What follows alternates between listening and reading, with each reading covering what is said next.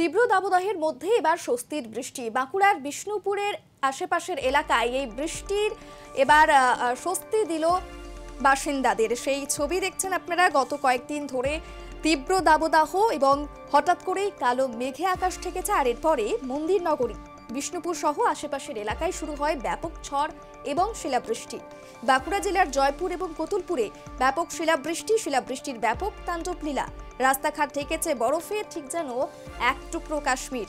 এলাকায় ঘরবাড়ি এবং চাষের ক্ষয়ক্ষতির সম্ভাবনা স্থানীয়দের। তবে বেশ কয়েকদিন ধরে যে দাবদাহ, যে তাপপ্রবাহ ছিল, সেখান থেকে খানিকটা স্বস্তি মিলল বাঁকুড়াবাসীর। বিষ্ণুপুর সহ আশেপাশের বিভিন্ন এলাকায়, বিস্তীর্ণ এলাকা জুড়ে এই বৃষ্টিপাত নজরে আসে। তীব্র দাবদাহ থেকে শেষ পর্যন্ত স্বস্তি মিলল এলাকাবাসীদের। একেবারে রাস্তাঘাট বরফে ঢেকে যায়, সেই ছবি দেখছেন আপনারা এই মুহূর্তে।